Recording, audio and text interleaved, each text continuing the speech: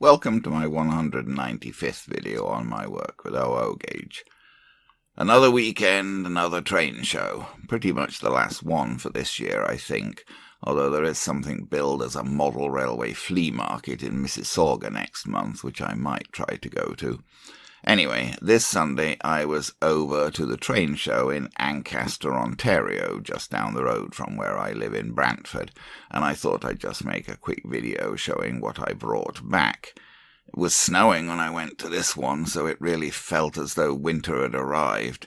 The turnout was a bit reduced, probably due to the bad weather, and even one or two of the vendors didn't make it, but there was still quite a crowd in attendance. Here's everything that I brought back this time. No books this time. There were plenty on offer, but none vital to my particular interests.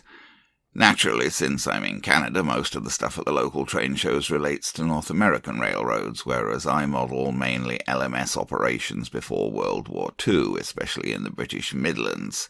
So I'm always scanning around for British items amongst all of the Canadian and US stuff. There are quite a few other folk here who model British railways, so I'm not alone. This is obviously the item that really sticks out, a Hornby 003 rail turntable. I've mentioned how I'd like to have one of these before, but I've also mentioned that I hadn't tried to obtain one as I really couldn't fit one onto my 3-rail tabletop. That hasn't changed, but seeing this turntable right in front of me in good condition for $40, I just couldn't resist it. So now I'm going to have to decide what I'm going to actually do with it. I could just set it up with a couple of pieces of straight track and play with it, and that may well be what I'll do first. But I'm already hatching a possible scheme for adding a shelf against the wall at the right side of the 3-rail table, and then running a branch off the table onto that shelf with the turntable on the shelf. I'm not entirely sure if that could actually be made to work, but I'm definitely thinking about it.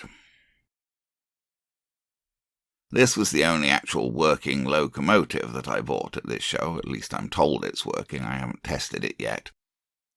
It's a wee bit of a reach. It is, of course, the old Airfix 4F Duck 6.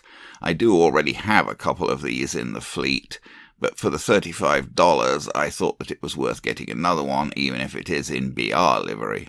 I don't run BR, only pre-war, so this will definitely get rebadged as LMS. And the LMS, of course, did use lots of these engines. But further than that, I may try to convert it to 3-rail, so that I'll have a Duck 6 for the 3-rail tabletop. It's tender-driven, so a conversion would likely involve fitting a centre rail pickup to the loco and running a wire back to the tender. As usual, the problem will be getting the centre rail pickup on the loco to work reliably. But I do have hopes it could be done. Here are just a couple of other Doublo items that I picked up from a regular vendor. The track plan that I used as the basis for my tabletop actually called for those very short 1/8 length straights, but I didn't have any, so I used quarters and fudged things into working. Now that I've got my track screwed down, I don't know that I'll try changing it round to actually use the 1/8, but seeing them available, I figured I might as well pick them up. I also bought this one extra 3-rail buffer stop. If I get the turntable working, I'll need several more. And I picked up the flat wagon. If nothing else, this will be something good to mount a camera on. This stuff, of course, is not specifically British, but when I'm at train shows, apart from looking for British models, I also keep my eye out for useful odds and ends in the way of supplies, since handy things can often be found for a good price.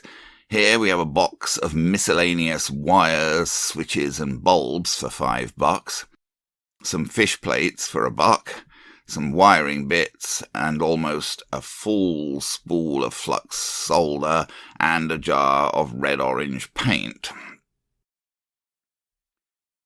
These were items that I'd specifically ordered from British model trains, some phosphor bronze strip to help in improvising pickups, and a pair of XO4 brushes. The little contact at the bottom was something that Nigel threw in as a gift, as he knew that I might find it handy for my three-rail conversion work. These wagons all came from Nigel with British model trains, except for the one at bottom right. The wagons from Nigel are all converters with simplex couplings on one end and tension lock on the other. As for the pink wagon, well, that's a Pico. I actually already have 3 of these, so I thought I might as well take this one for $5 to make the rake up to 4. It's missing one coupling, so I'll have to replace that. These wagons have a special interest to me as they're marked for a company in Markfield, Leicestershire, just near to where I grew up. These are items that Nigel gave to me, which was very generous of him. He thought they might be of use to me for parts, if nothing else. The 3 locos are all Trix twin 3-rail AC.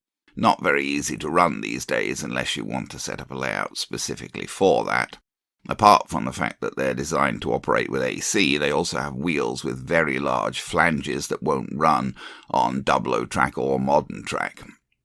Also, they're not really very accurate models of anything. But they do have sprung pickups for the centre rail, which could certainly come in handy. At bottom centre is a Trix crane set, similar to one with which I was just recently working. It needs a bit of restoration, and I know from working on the other one that the wheels will need to be changed to get it to run on 00 track, as the flanges on the Trix wheels are just too big. At bottom right is a Trix brake van that was designed with pickups to have a working light, apparently for 2-rail operation, since the pickups are on either side.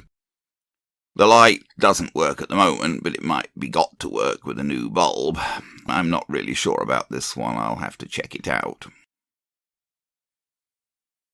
Here's the box of miscellaneous electrical bits opened up. I don't have a specific use in mind for any of this, but I can certainly imagine that some of it will come in useful for something. There's quite a number of switches of different sorts in there, and several small bulbs, and if I fish around, maybe some other odds and ends. At the top is a little sheet of rub-on letters that I thought might come in handy somewhere when I need to make up a sign. So that's it. I think the 00 turntable is certainly the most exciting item, but making effective use of it is going to take some serious thought and effort.